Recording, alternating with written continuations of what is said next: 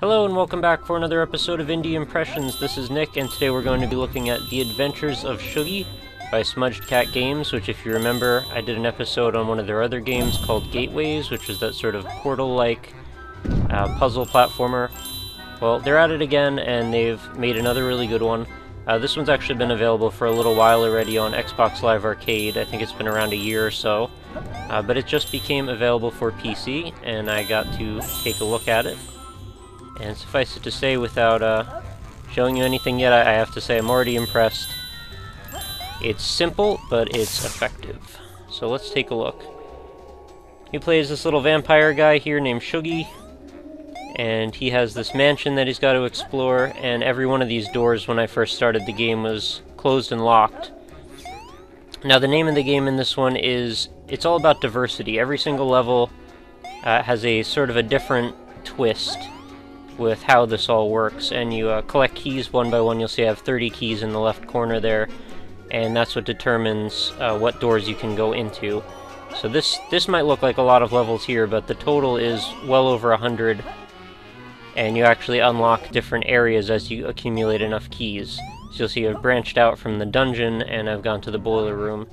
So I'll show you some of the first levels, just to give you a quick sampling of what some of the different types of levels you'll expect to find are. This is a really interesting one. This actually made me think a little bit of Braid, or one of the sections of Braid anyway. You'll see the clock in the upper right corner there is actually ticking. That's going to, when it reaches back to 12 again, it's going to reset time, and everything that I've done during that, the previous rotation of time, is going to actually loop around again and take form. So the goal here is to hold down the switch for a while, so you give yourself ample time to slide through that door when your ethereal self materializes. And I also have to watch out for ethereal versions of the enemies too. So if I stand right here, just wait for myself to land on it, there we go. Now I can use myself to open the door to get through. And your basic goal, get the best time possible, and also collect all the crystals. So, pretty simple goal. This is one I really liked, actually. You rotate based on the direction you're facing, and the gems in this one have physics, so you actually guide the gem through this little maze, since obviously you're trapped in this box in the center. And you want to not step on those spikes either. And that's how you win that one. What's this one? Spiky roll. This is just enemies and switches. These ones are usually a little bit more time-consuming from my experience, and I tend to die the most on them since they actually have something for you to really die on. Although there are plenty of obstacles and hazards to encounter along the way as well. Right, there's a timer, so I should probably hurry up. I believe that's just counting down my par from the last time I played, because I kind of took it pretty slow on this one. Can probably beat that time, let's see. So let's talk about the presentation. Sound, graphics, everything looks great. I have no complaints. The controls feel maybe a little bit slippery sometimes, but nothing out of control, and certainly not anything that's interfered with the gameplay. Walk the line, keep your balance. Okay, this one I actually play the level sideways, so I have to kind of get used to my controls being strange. Like I was saying at the beginning, you know, at first I was a little bit put off by the name Shuggy. I don't know, I didn't really resonate to it. And I guess the general vibe of this I thought was going to be like kind of cartoony and silly. But I mean, it is silly, but it's lighthearted. It's not pointlessly silly. It's got a nice vibe to it, and it feels like the artistic style was well thought out. So again, like with Offspring Fling, I was a little put off at first, but after playing it, that's really, you know, what you need to know is actually from playing it. So don't be put off by that. Give it a shot. This one, the trick with it is you gotta do some timing here, because this little spiky guy here is gonna block this pass-through. And over here, I can't get down, so I'm not going to be able to finish this level if I don't reset. Oh, you'll notice also I'm using an Xbox controller, 360 controller, and that works fine. Which is always something I like to see when I play an indie game. So my goal here is to wait for the spiky urchin thing to be right after it impacted with the wall, like that, which should give me enough time to throw myself down before he can land and block the path.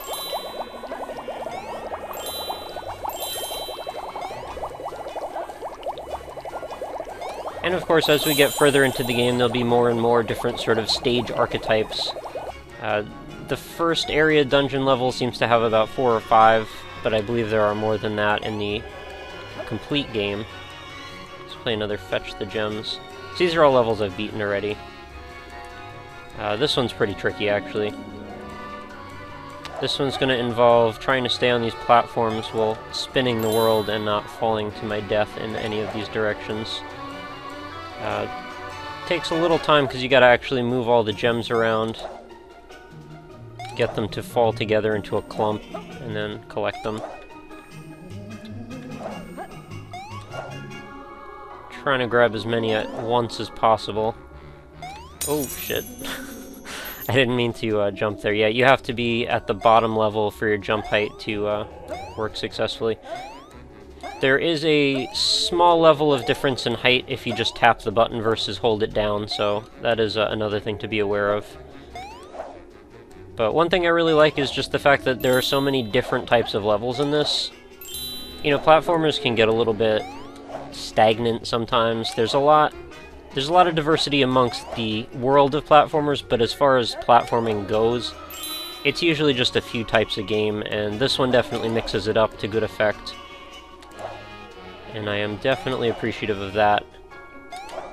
Also, the length of the levels, for the most part, at least in the beginning, has been somewhat on the short side, which I actually appreciate.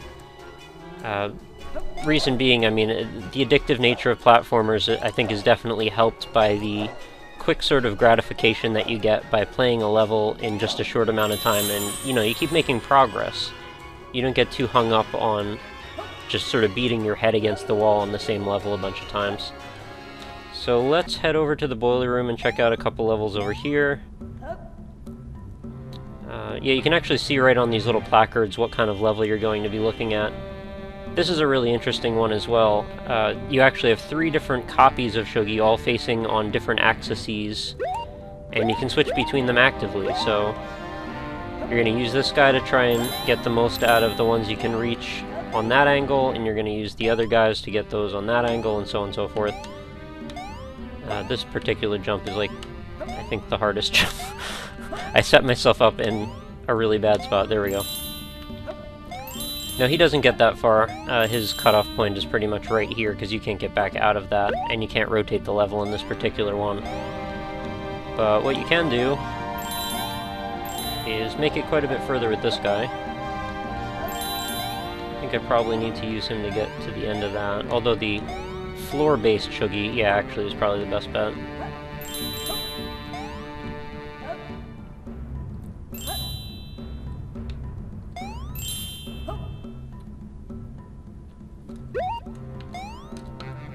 So let's give him a shot.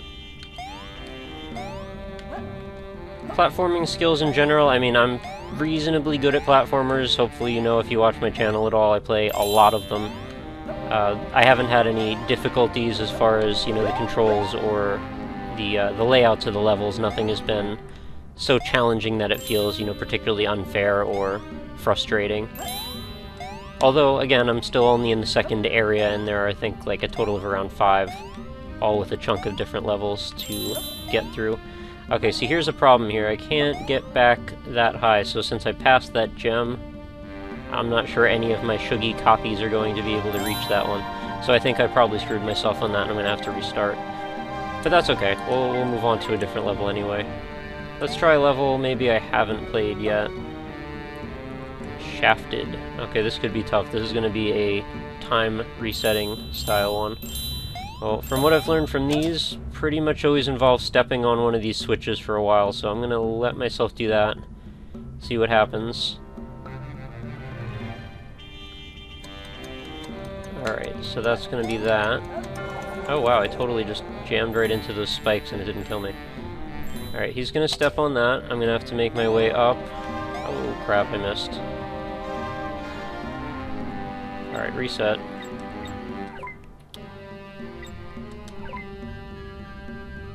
Let's try that again. Oh, I don't know why I just jumped right off of it.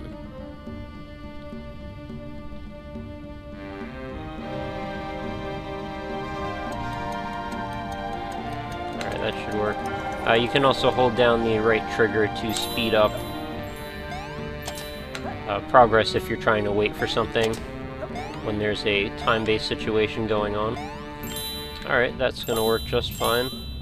Let's get this one as well. And then we're gonna jump on this switch, repeat the process again.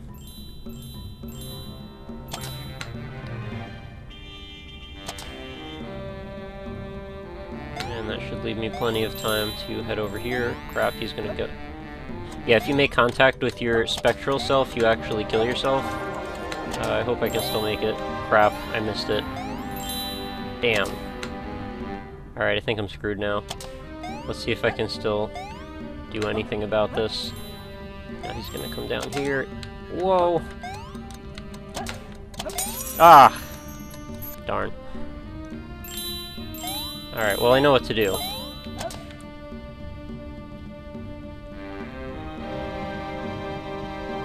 I kind of like how some of the levels are much heavier on the puzzle elements and others are more heavy on the platforming elements. I think that's pretty cool. Gives you a lot to see and do. There we go. I will make sure not to get that gem this time so I have a room to stand in. Or some room to stand in. Okay, clock's gonna reset. Set off that trigger. You know what else this reminds me of? I think it's The Misadventures of P.B. Winterbottom is the title. Another very cool indie game. Alright, now we're good to go. This is gonna remind me a lot of... Oh crap, the platform resets.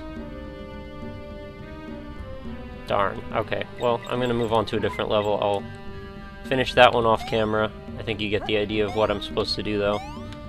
I was gonna say it reminds me a lot of the Kid Level 2 from Meat Boy. Hey, another clock level. I probably should have been looking at that, huh? This one also looks pretty tricky. So yeah, while the platforming may not be especially tricky, at least right now, the puzzle elements are already ramping up pretty quickly. Alright, he's getting ready to go, and I of course ran exactly where he needs to be. Okay, so this game is going to be, or this level is going to be all about avoiding my past selves while providing proper cover for myself to get through these areas. So this is going to be a real doppelganger screwfest here.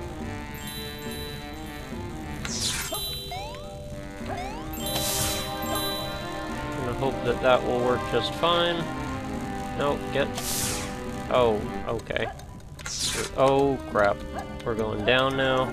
So just to make sure that we cross over as many times as possible, right? Now I gotta stand here. So we've got, what, 4 now? 4 different copies of myself going.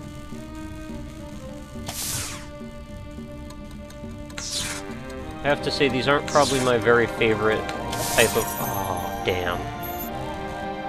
My very favorite type of levels, just because they can be a little bit on the frustrating side if you haven't figured out your game plan. Teamwork, let's try this one. Work together with your friend to get all the gems. Alright, we got a co-op buddy on this one. Let's get some gems. Thankfully the AI is pretty well scripted out. Okay, he's gonna hold that button for me until I get through. Now I gotta hold the button for him. Sweet. Alright, we gotta make it through here without that guy whomping on our heads. Got it. Let's go down. Now, wait for my buddy here to catch up. I'm sure he'll be fine.